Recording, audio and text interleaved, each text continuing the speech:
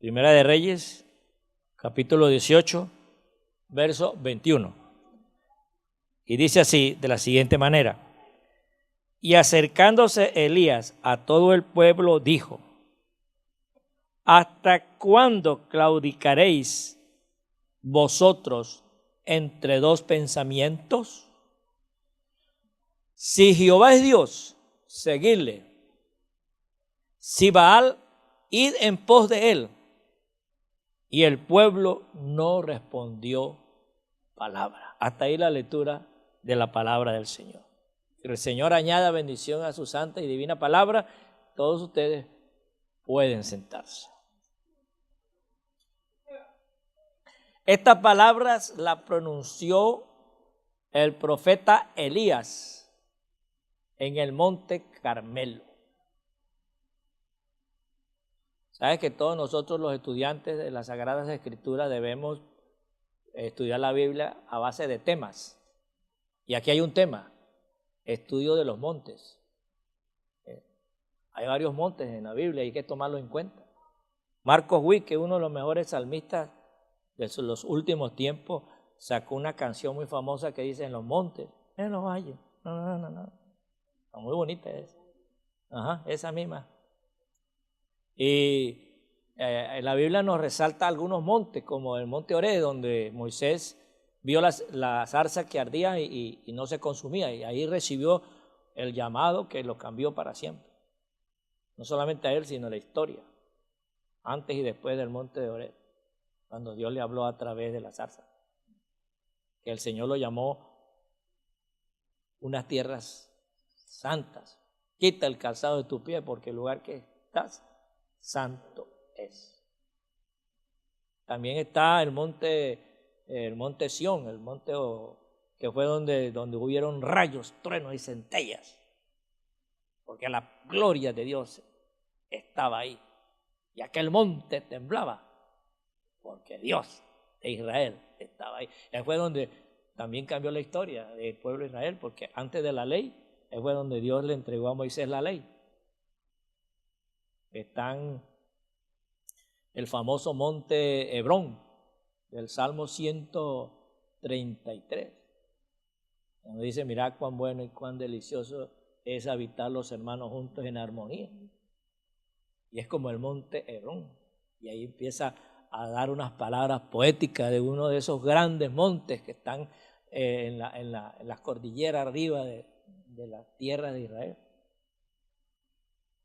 Está el famoso monte de los Olivos, donde nuestro Señor Jesucristo dio ese gran discurso y presentó la constitución de cómo es que se iba a dirigir los ciudadanos del nuevo reino, del reino eterno, el reino de Israel.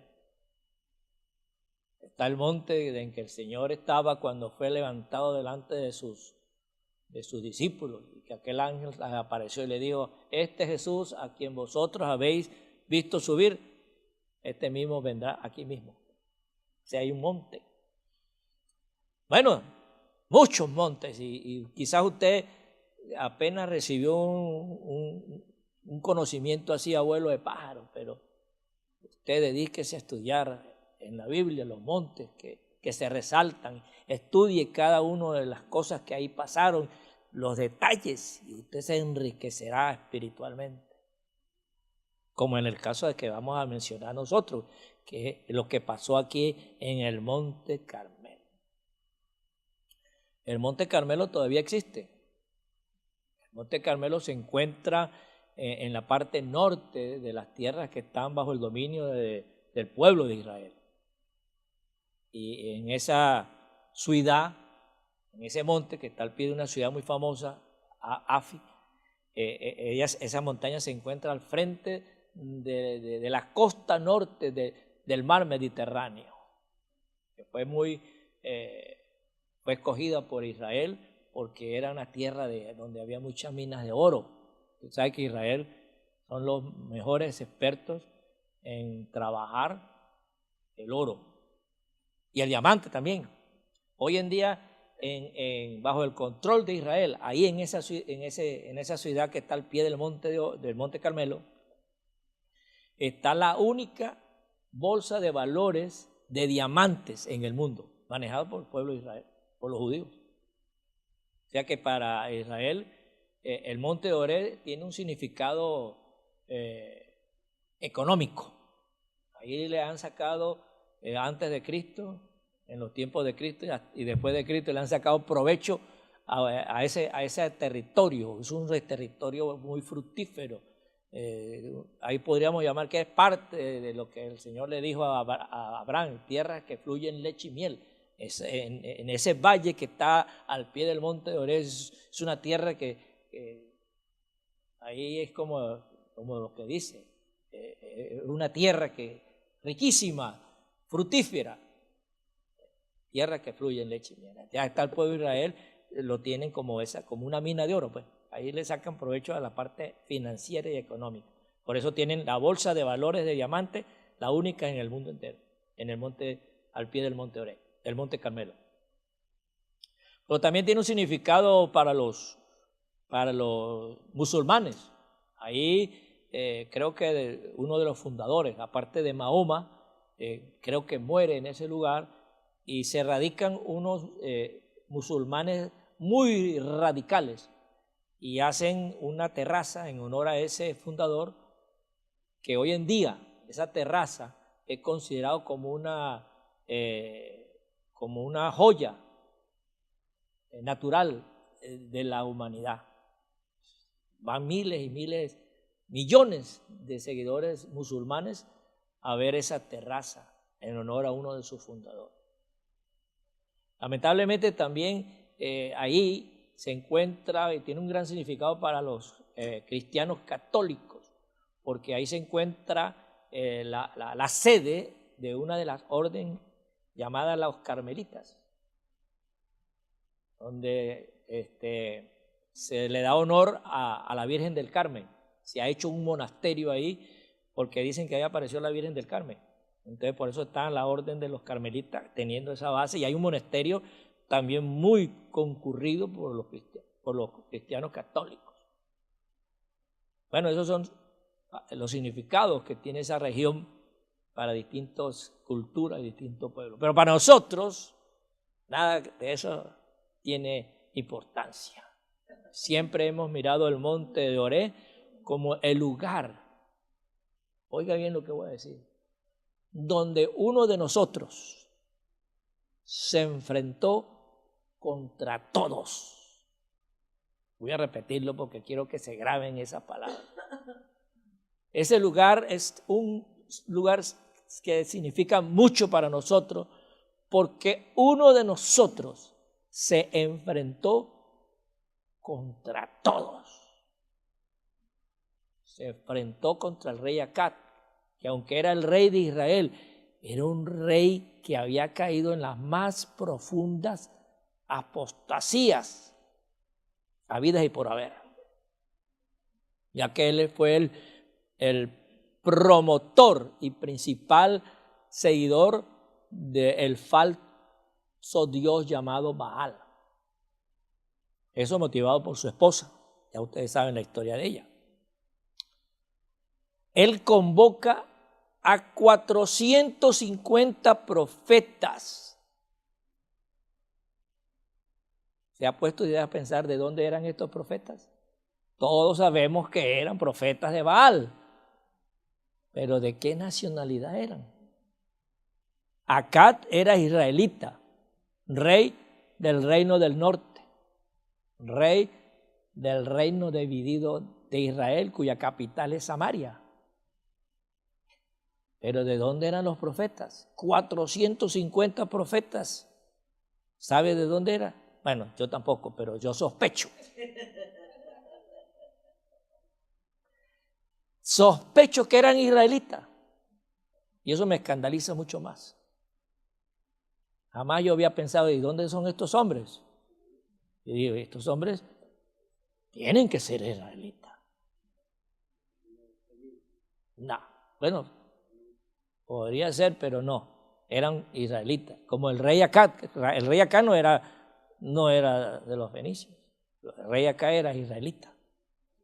Los soldados que estaban bajo su control eran israelitas. los profetas de Baal eran, para mí, no sé para usted, pero para mí eran israelitas. Porque este rey no solamente convocó a los 450 profetas de Baal, sino convocó a todo el pueblo. Hizo una gran asamblea en ese monte, en el monte Carmelo. Y el pueblo no era los fenicios. El pueblo era el pueblo de Israel, que estaba formado por las 10 tribus divisionistas del pueblo de Israel. Así que estamos hablando de gente que fue liberada por el Dios de Abraham, el Dios de Isaac, el Dios de Jacob, de la esclavitud de Egipto, y que se dio a conocer en todo lo ancho y largo de la trayectoria por 40 años en el desierto, y que les entregó a través de la administración de Jacob las tierras prometidas, las tierras de Canaán. Pueblo que conoció el reinado de Samuel, el reinado de Jacob, el reinado de David, el reinado de Salomón. Ahora lo vemos siendo unos grandes idólatras, seguidor de Baal. Bueno, entonces uno de nosotros, uno de los nuestros, llamado Elías, va a esa asamblea solito, él solito. Claro, no estaba solo, estaba el Dios de Abraham, el Dios de Isaac, el Dios de Israel con él. Por eso es que hay una frase muy bonita que dice: Dios y yo ya somos mayoría.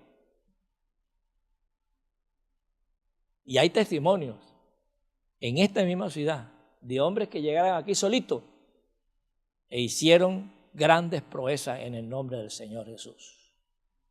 O sea que no es una frase, es una realidad. Dios y yo ya somos mayoría. Quizás así pensaba el profeta Elías, porque el profeta Elías estaba solo ante el rey, ante los 450 profetas falsos de Baal y ante todo el pueblo que estaba caído en la apostasía, en la idolatría, siguiendo el culto a Baal. Ahora viene lo bueno. Él viene, se levanta y reta al rey acá, a los 450 profetas falsos de Baal y a todo el pueblo que estaba ahí reunido. Por eso es que le dice: ya no claudiquen en dos pensamientos. Si Jehová es Dios, seguirle. Y si es Baal, pues bueno, anden en pos de él. Pero ya no claudiquen en dos pensamientos. Eso fue el versículo que leímos, que no claudicaran en dos pensamientos. Así estaba el pueblo de Israel. Estaban claudicando en dos pensamientos. Por un lado, adoraban a Jehová invisible. Por otro lado, adoraban a Baal, que era un ídolo invisible. En Venezuela hay un dicho que dice: ni son chicha, ni son limonada. Son dos bebidas típicas de ese país. La chicha es un atol hecho a base de elote. Pero los indios lo hacían con la saliva. Ya hoy en día lo hacen es con concha de piña. Ese es chicha. Y lo otro es limonada, que eso ya sabemos que es agua con limón. Entonces allá cuando una persona es así, que no es ni es de aquí ni es de allá, ni está creyendo en esto, que cree en esto y cree en aquello, entonces le dice: este ni es chicha ni es limonada. Y eso está escrito en la Sagrada Escritura, en la última carta a la iglesia de Asia, que es la iglesia de Laodicea. El Señor le dice: ustedes no son ni fríos y ni caliente. Ustedes son tibios. Y el tibio ni lo quiere Dios, ni lo quiere el diablo. Por eso dice, los vomitaré de mi boca. O sea que la situación como que no ha cambiado nada, ¿verdad? La de los tiempos del profeta Elías, que es uno de los nuestros, a los tiempos que vivimos hoy en día en la actualidad. Porque el tiempo de la iglesia de la Odisea es el último tiempo de la iglesia, que es el que estamos viviendo en el día de hoy nosotros. Estamos bajo esa circunstancia. Tenemos creyentes que ni son santos ni son mundanos. Creen ni son luz ni son tinieblas. ¿Por qué? Porque aquí vemos nosotros cristianos en este tiempo celebrando, por ejemplo, el día de Halloween, la noche de brujos, el día del culto al diablo. Entonces vemos iglesias en esta ciudad celebrando la noche de Halloween. Inclusive vemos iglesias llenas su patio de calabazas, y no solamente calabazas, sino con los hoyos que simbolizan los ojos, la dentadura esa de esqueleto, y el hueco de la nariz, todo, y por dentro una lucecita. Todo eso es un símbolo satánico, y vemos iglesias cristianas celebrando el día de Halloween. Y después del día de Pascua, salen después del culto, salen a recoger los niños los huevos de la coneja. Que yo no he entendido eso porque nunca he visto una coneja poniendo huevos. Pero así lo hay. Gente celebrando esas cosas que son paganas. Nosotros hoy en día estamos viendo, y quizás yo me pueda meter ahorita en un problema, pero lo voy a decir. Vemos pastores cristianos casando personas del mismo sexo. Y para ellos es una gran celebración, tal como cuando se va a casar una mujer y un hombre, como desde el principio lo hemos visto. Pero entonces vemos iglesias casando personas del mismo sexo, hombre con hombre, mujer con mujer, y no lo ven mal, porque al cabo están dándole honor al amor. Y hay países, no me acuerdo ahorita, pero hay países que hasta han aceptado personas que se quieren casar con sus mascotas. Hay personas que se han casado con sus mascotas, pero están violando la ley. En esos países ya casarse con una mascota legalmente y dejarle la herencia a una de sus mascotas, ya eso es normal. Y vemos ya la introducción de matrimonios de mascota por ahora, ¿no? En las iglesias. La mascota del hermano tal con la mascota de la hermana tal, o de familia. Y vienen y le hacen el matrimonio en la iglesia de mascota ahorita. Ahora, eso está pasando. Entonces vemos personas que están claudicando en dos pensamientos, ni son cristianos ni son mundanos. Y eso es lo que estaba pasando en Israel, en el reino del norte, que estaban claudicando en dos pensamientos. Querían adorar a Jehová y querían adorar a Baal. Pero este hombre de Dios, que es uno de los nuestros, tenemos que pensar eso siempre. Elías es uno de los nuestros. Y como Elías, así tenemos nosotros que ser, actuar y proceder. En este caso, tenemos que ser radicales. Al pecado, llamarlo pecado. Y al santo, llamarlo santo. No podemos hacer una liga entre esto es bueno, esto no. Lo que la Biblia dice que es bueno, aunque no parezca malo.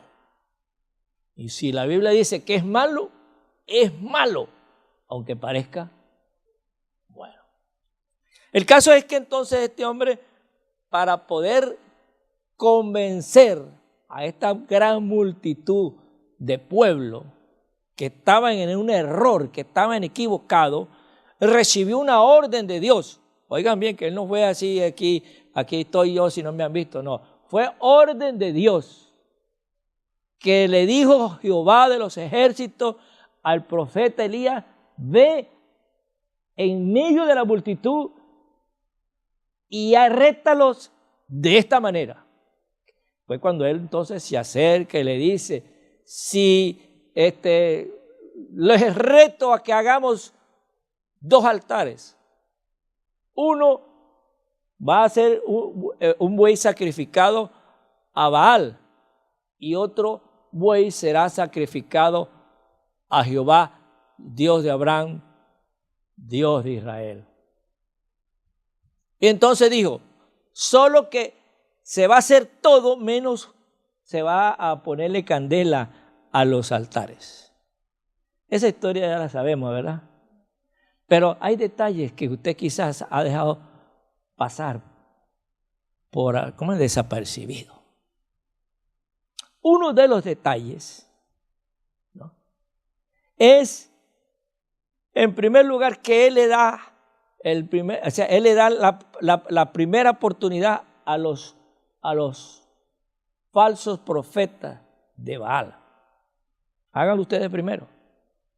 Ellos hicieron un altar, descuartizaron el animal y lo pusieron sobre el altar y empezaron en las primeras horas del día, desde que sale el alba, a las 6 de la mañana. En Israel se mide el día de 6 a 6 y la noche de 6 a 6. De 6 de la mañana a 6 de la tarde es el día. De 6 de la tarde a 6 de la mañana es la noche. Entonces, a partir de las 6 de la mañana empiezan los profetas de Baal a hacer la preparación del altar y el sacrificio, y empiezan a clamar, empiezan a bailar, empiezan a gritar, empiezan a hacer y a deshacer para que Baal enviara fuego del cielo y consumiera el holocausto. Ya era hora de mediodía, nada había pasado, nada había ocurrido, porque eso es lo que pasa cuando un individuo clama a un ídolo, sea la figura que sea, no pasa nada. Pobrecitos esos idólatras que van y que a la Virgen de Guadalupe, allá en México, Distrito Federal, un día no muy lejano quiero estar allá. No.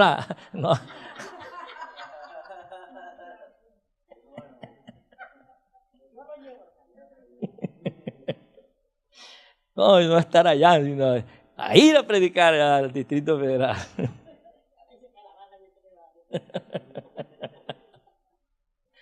Aleluya. Pero van y claman, se van de rodillas, se raspan sus rodillas, hacen votos, con tal que los escuche. Y a veces ven un milagro, pero no es ese ídolo, es el diablo, el espíritu de error que hay en la actitud de ser un idólatra, en el pecado de la idolatría. Y así hay muchos.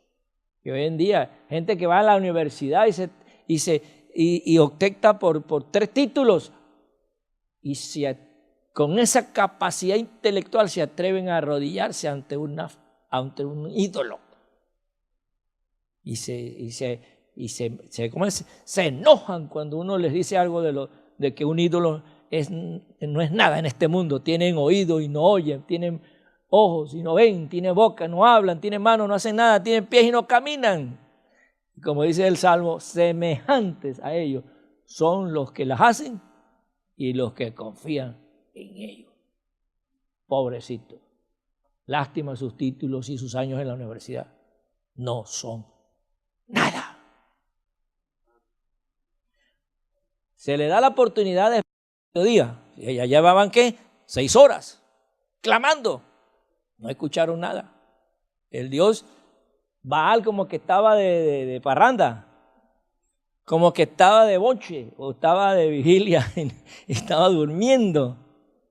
Entonces ahí fue donde el profeta empieza a burlarse de los idólatras, porque es que la verdad que parece, los idólatras son ridículos.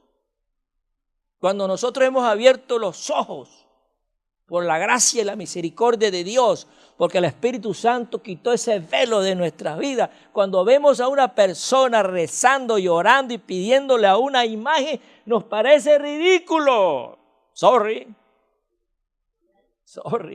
pero es así. Es ridículo que yo agarre un florero y me ponga de rodillas y le ponga nombre a ese florero de un santo y me ponga a pedirle cuando esto es un florero. Nada. Si se cae, se rompe. ¿Cuántos ídolos de que las multitudes han estado confiando y han puesto su fe, se caen y se rompen? Se quiebran. Porque eso es lo que son obras de manos de hombre. Pero bueno, el profeta, aprovechando de que ya tenían más de 6 horas, dándole duro, ahí pidiéndole y clamando, y no había pasado nada, empieza él a burlarse de ellos, a decirle, griten más. Y estos se desesperan y toman 3 horas más. Y empiezan inclusive a cortarse, a ofrecer sangre, con tal que su dios Baal le conteste. Y no pasó nada en 8 horas de clamor, 8 horas de súplica ante un ídolo. No pasó absolutamente nada. Bueno, ya se acabó el turno. Quedaron roncos, quedaron cansados, quedaron decepcionados, quedaron frustrados, quedaron deprimidos. Anyway, eso no es problema de nosotros. ¿Quién los manda a confiar en obras muertas? ¿Quién los manda a confiar en obras de sus manos? Hay algunos que lo hacen de papel, otros de yeso, otros de metal, pero esos son obras de las manos del hombre. Y todo aquel que confíe en los ídolos, tarde o temprano va a tener que reconocer que los ídolos nada son en este mundo. Entonces, cuando le llega el turno al profeta Elías, ahí es donde viene lo bueno. Ahora me toca a mí, dice él. Parece que él tenía un manto, ¿no? Ahora me toca a mí. Y fíjese usted lo primero que él hace. Levanta el altar caído de Jehová. Porque en ese monte de Carmelo, anteriormente había un altar que se dedicaba a adorar a Jehová. Los montes, en los lugares altos, el pueblo levantaba culto a los ídolos, pero algunos devotos fieles hacían culto a Jehová. Y en ese lugar había un altar destruido, dedicado a Jehová. Entonces él comienza a levantar el altar a Jehová. Eso me hace recordar lo que anteriormente, cuando yo era niño, había un devocional que nosotros, los familiares, las familias cristianas, hacíamos. Se llamaba altar familiar.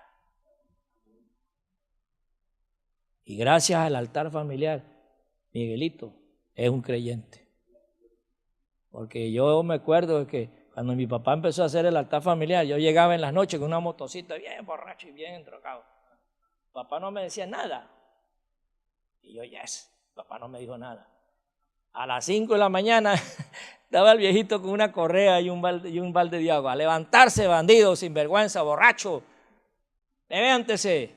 Y nada, que tengo sueño. ¡Pum! Fajado. No, sí, por la buena sí me levanto. Ahí en la familia están todos ahí en la sala. Vamos a leer la Biblia. Usted le toca tal salmo, usted lee este. Entonces yo, como tenía sueño, leía rápido. Ahora predique lo que leyó. Y yo no sé, no va a ser, no sabe lo que... no, sí, yo voy a decir algo. Algo decía yo, bueno, está bien. No pasaron 3 meses, cuando Miguelito estaba en una campaña, en un barrio, levantando mi mano, llorando, compungido de corazón, que yo me arrepentía de mis pecados y quería ser un hijo de Dios. Y de ahí para adelante, el Señor y yo no hemos parado de andar juntos. ¿Gracias a qué? A un altar familiar. Y eso es lo que pasa hoy en día, ¿no? Las familias y los hogares son, como llama alguien, familias de fotografía. Esa es, cuando se van a sacar fotografías,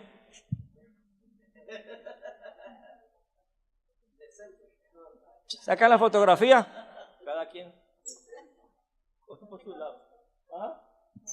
No te conozco, los hermanos ni si hablan. Pero a la hora de fotografía, eso es lo que abunda hoy en día. Familias de fotografía. Pero cuando se sale, se apagan las luces, se acaban las cámaras, son peleas por aquí, peleas por allá, insultos por aquí, insultos por allá. Hasta hay hijos que ya ni respetan a la mamá y le hablan a la mamá como si fuera una cualquier cosa. Dios santo. Quiero decirle a todos ustedes, aquí en público, delante de las cámaras, que yo era la oveja negra de la familia. Yo fui el que más dolor de cabeza di en mi familia.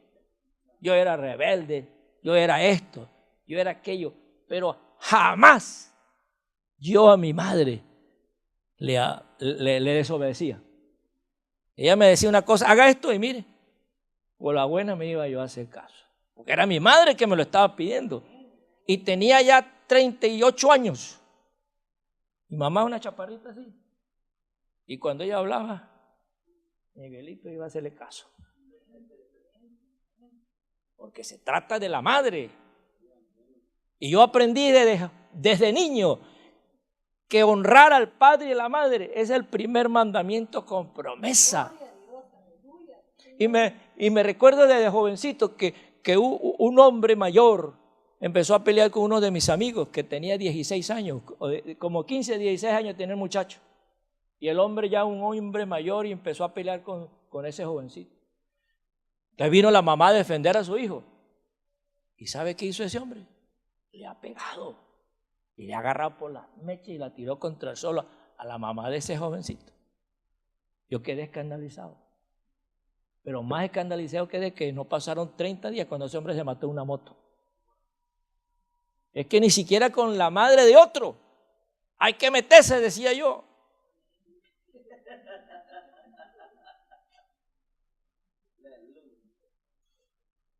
Y si no hay que meterse con la madre de otro, menos con la madre nuestra. Que yo me recuerde, jamás levanté mi voz a mi madre. Pero yo los días a los muchachitos que hasta quieren quitarse la correa y le pegan y le golpean y la patean y todo. Y no tienen ni 6 años, un mocoso de eso.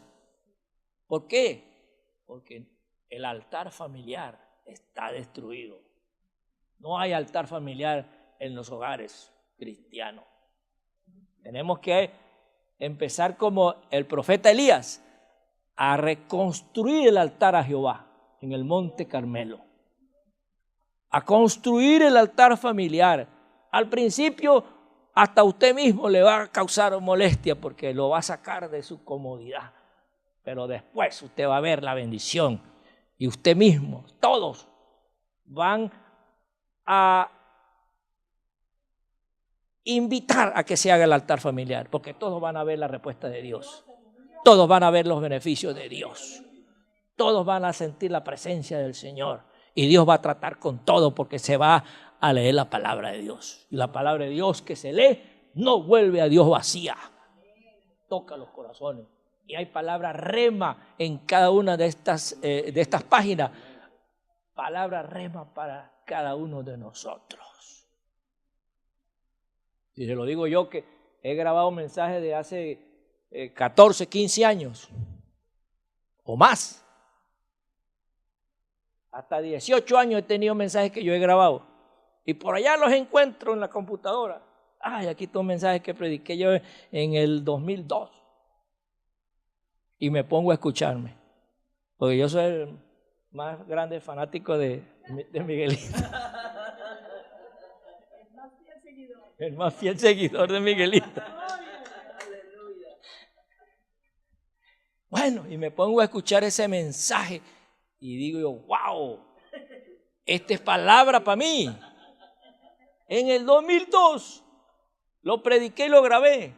Y ahorita que lo conseguí, Dios tratando con mi vida. Y me cambia, me transforma. Y sé por la ruta que yo tengo que andar. Entonces, se cumple que la palabra del Señor no sale de la boca de Dios sin hacer palabra rema para el que la escuche. Asimismo, sus hijos puede ser que estén ahí, pero palabra rema para su vida va a ser la palabra que se lee en los altares familiares. El fuego se enciende en el altar familiar. Sus hijos van a ser llenos del Espíritu Santo. Usted va a ser lleno del Espíritu Santo. Usted va a decir, wow, lo que me estaba perdiendo por tener el altar familiar destruido. Bueno, seguimos. Porque aquí hay una parte muy importante. En la construcción, en el levantamiento del altar de Jehová que estaba destruido, Elías lo reconstruye con 12 piedras. 12 piedras fueron suficientes para restaurar el altar a Jehová. Y ahí mismo lo dice, que esas 12 piedras representan a las 12 tribus de Israel, que en ese momento estaban divididos, 10 para un lado y 2 para otro. Ahí fue su ruina. Esa división fue su ruina. Porque por estar divididos, mientras el pueblo de Israel se dividió en 2 reinos, los filisteos, que eran muchos pueblos, se estaban uniendo en uno solo. Formaron el ejército asirio. Y podían hacer y deshacer con Israel como quisieran. Porque los pueblos gentiles se unieron, formaron imperios. Ahí fue donde vino el imperio babilónico. El imperio babilónico no se formó de una tribu, se formó de muchos pueblos paganos que se unieron. Ahí después vinieron los asirios, los medos persas, los griegos, eran pueblos del mundo paganos que se unían. Y el pueblo de Israel se dividía. Y a eso es lo que pasa. Mientras el pueblo mundano se une para formar poderes, la iglesia se divide y se esparrama en grupitos. Cuando lo que Dios quiere es unidad. Dios siempre ha querido la unidad. Por eso es que hay un dicho que dice, el pueblo unido jamás será vencido. El pueblo unido jamás será vencido. Y es cierto. Es cierto, por eso es que Jesús, cuando estaba frente a Jerusalén, dijo, oh Jerusalén, Jerusalén, que matas a los profetas y apedrea a los que te son enviados. ¿Cuántas veces quise yo? ¿Cuántas? Muchas veces. Ajuntaros como ajunta la gallina sus polluelos debajo de sus alas. Esa es la voluntad de Dios. La voluntad de Dios, unir a su pueblo. Pero dice, pero vosotros, la voluntad del hombre, no quisiste. Ellos no querían unirse. Ellos se separaron. Y por separarse, esas 10 tribus desaparecieron. Y las otras 2 se salvaron por la misericordia grande del Señor. Porque ahí estaba la promesa del linaje eterno en la tribu de Judá, el linaje de David. del cual vino Cristo, el Salvador de todos nosotros y el Rey de Reyes y el Señor de señores, el que ha de venir a poner orden aquí. Entonces, la unidad es la voluntad de Dios. Por eso es que cuando el apóstol Pablo en el libro de Efesios habla de los ministerios, dice, porque uno constituyó apóstoles, profetas, evangelistas, pastores y maestros. Thank you. Gracias. Gracias. ¿A fin de qué? A fin de que haya unidad. ¿Pero qué ha habido?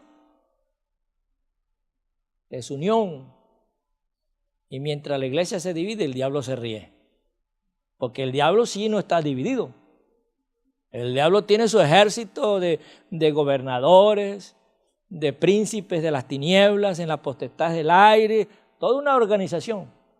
En un mundo espiritual que usted no lo ve, pero que nos hace lata todos los días. Nos friega la vida. Por eso, porque nosotros estamos divididos. Somos un grupo pequeño, sin embargo, cada quien coge por su lado. Y la voluntad de Dios es la unidad. Por eso es que Él reconstruye el altar con 12 piedras que significan las 12 tribus de Israel. Él hace una zanja, son donde hay una capacidad de dos porciones de grano. Ahorita no le voy a dar los datos porque no los tengo. Pero hay algo muy importante. Él manda a remojar tanto la madera, las piedras, el buey destrozado, primero con una porción de 4 cántaros. Después que le vacían los 4 cántaros, viene y manda otra porción de 4 cántaros. Y por último, por tercera vez, manda a llenar, a remojar el altar con 4 cántaros más. 3 porciones de 4 cántaros dan un total de 12. Las 12 tribus de Israel unidas. Acuérdese el Salmo 133. Mirad cuán bueno, cuán delicioso es habitar los hermanos juntos. No como muchos dicen, juntos pero no revueltos. Eso será en el mundial, pero en el pueblo del Señor no es así. Juntos y revueltos. Dice, porque ahí es como el buen óleo que cae sobre la barba de Aarón y llega hasta las bordas de su vestidura. Es como el monte Herón tal y su agua. Y al final dice, porque ahí donde hay unidad, donde hay armonía, envía a Jehová bendición y vida eterna. Aleluya. ¿Ah? Entonces, esas 3 porciones de cuántos cántaros representan la unidad del pueblo de Israel. El agua, el primer elemento, el agua, que representa también la presencia de Dios. El agua representa la presencia de Dios. No sé si ustedes se acuerdan que el Señor mismo dijo, yo soy la fuente de agua que a vida eterna permanece. El que bebiere de mi agua no tendrá sed más. Porque la presencia de Dios está simbolizada en la Biblia como agua. Esas aguas que salen del altar y pasan por todo el medio del lugar santísimo y el lugar santo y sale por la puerta de los atrios y comienza a llenar los tobillos del varón de Dios que estaba viendo esa visión. Y luego llega a los tobillos y luego tuvo que nadar, porque esas aguas representan la presencia de Dios. Porque aquí la gloria del Señor llenará toda la tierra. Ese diluvio que hubo y que llenó toda la tierra, ese diluvio se va a transformar en la presencia de Dios, en la gloria de Dios. El agua representa la presencia de Dios y se aparece desde donde está su pueblo unido en 12 tribus, no en 10 y en 2, en 12 tribus. Ya cuando estaba hasta la zanja que hizo, estaba ya full de agua. Técnicamente eso no puede prender ni siquiera con un soplete. Pone un soplete y no prende esa madera, no prende ese animal, no prende nada. 12 cántaros de agua sobre el altar. Ninguna posibilidad humana, física, de que ese altar prenda. Para que mire, tome nota, para que note lo que va a suceder. No recuerdo la frase, pero dice, para que tome nota, ¿no? Ahora bien, ya después todo listo. Me gusta la forma como que el profeta Elías ora.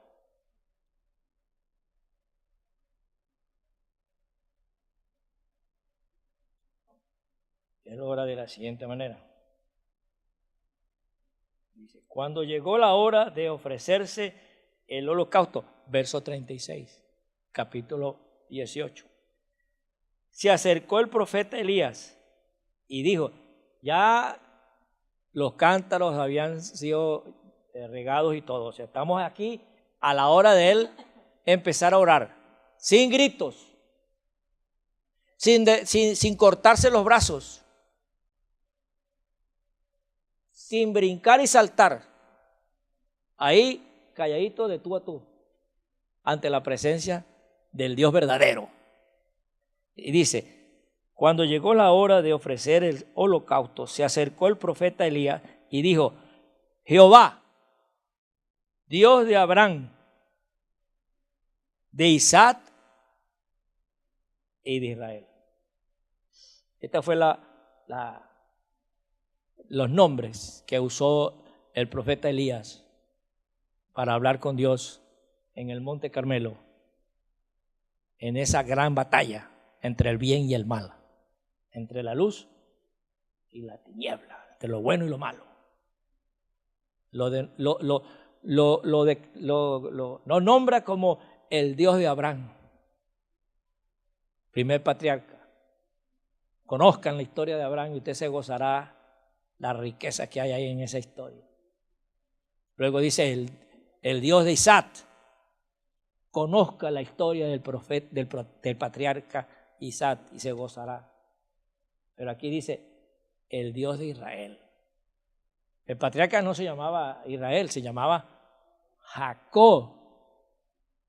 Pero a este hombre se le cambió el nombre de Jacob, que es engañador, por Israel, el que luchó con Dios, con los hombres y venció. Entonces lo llama el Dios de Abraham, de Isaac y de Israel.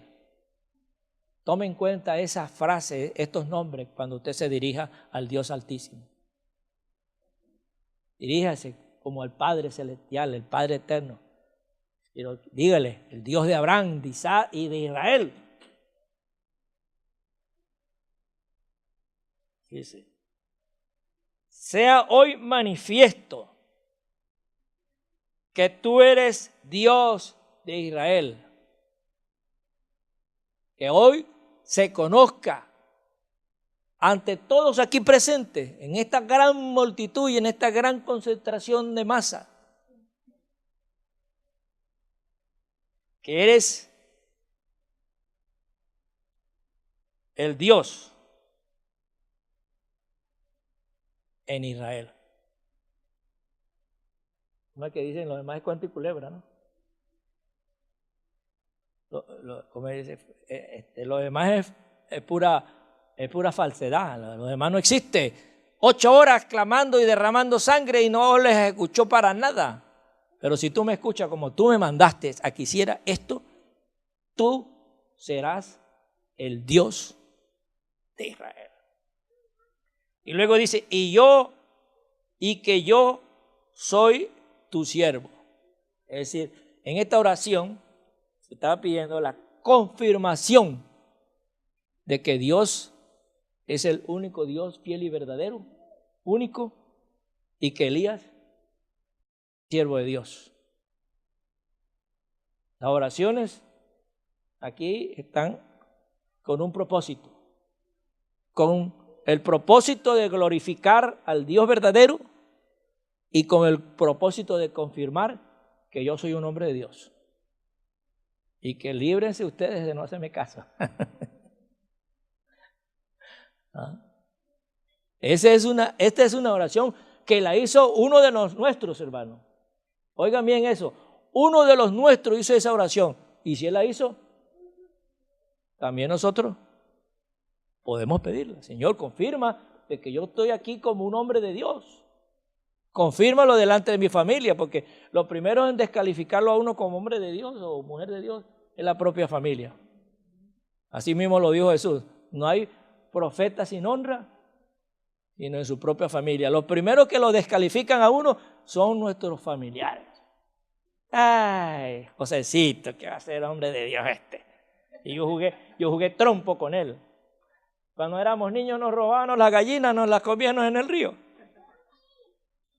¿Qué va a ser este hombre de Dios? Así lo descalifican a uno. Hasta los hijos puede ser que lo descalifiquen a uno. Pero mi papá, que es tan regañón, va a estar siendo siervo de Dios. Bueno, aquí está una oración, hermanos. Confirma que tú eres Dios en los cielos y en toda la tierra, desde el norte, sur, este y oeste, todos conozcan que no hay Dios fuera del Dios de Abraham, de Isaac y de Israel.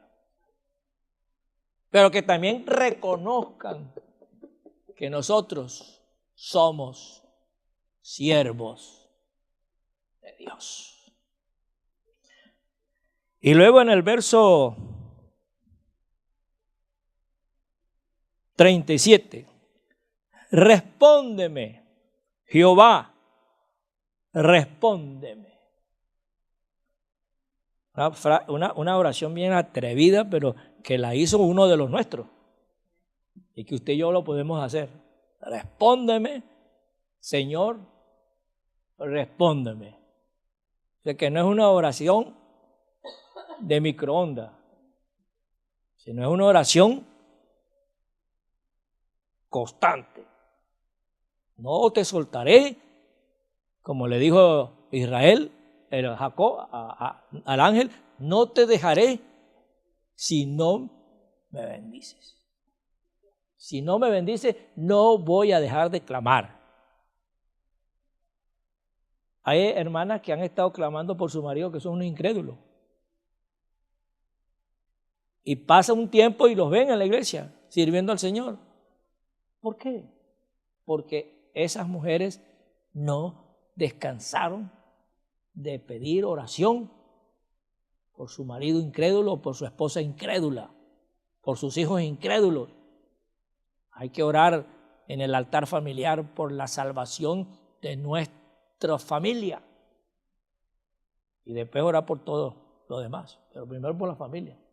Como dijo Jesús a los discípulos, id y predicad el evangelio, comenzando desde Jerusalén, que es la casa, la familia. Luego por toda Judea, por Samaria y después hasta lo último de la tierra. Entonces tenemos que salvar nuestra familia primero y después a los demás. Entonces,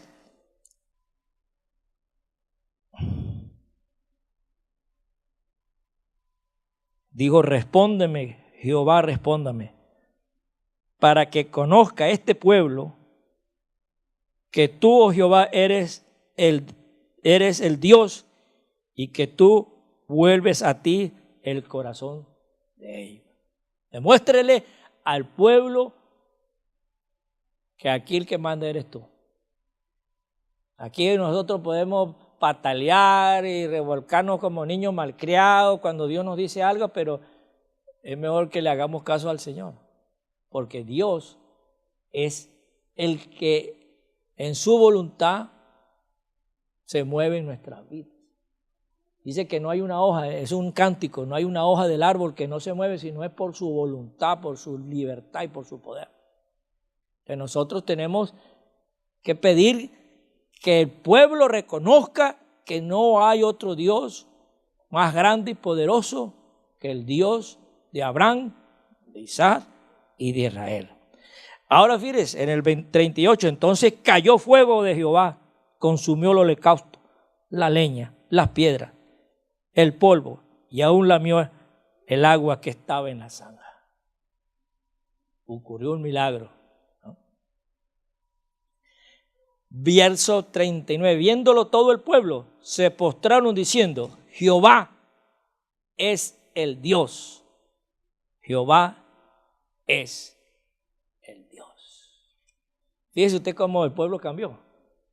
¿Cómo llegaron ellos? Llegaron creyendo en Baal. El pueblo creía en Baal. Venían a hacerle festival a Baal. ¿Cómo terminaron? Creyendo en el Dios de sus padres, Abraham, Isaac e Israel. Por un milagro como este, un milagro sobrenatural. Esperamos que nosotros tengamos la capacidad que tuvo Elías, uno de los nuestros, porque él dice que era un hombre semejante a pasiones que las nuestras, o sea que no hay diferencia. Él no era un superhombre, él no era un super creyente, no era un superdotado, era un hombre semejante a pasiones como la nuestra. Es uno de los nuestros, pero que tuvo esa actitud radical de estar él solo creyendo en el Dios de Israel en contra de todos. Por eso la historia la podemos llamar uno contra todos y todos contra uno. Y el vencedor fue uno solo, porque con él estaba el brazo fuerte de Jehová. Que el Señor Jesucristo lo bendiga y que la paz de Dios gobierne vuestro corazón.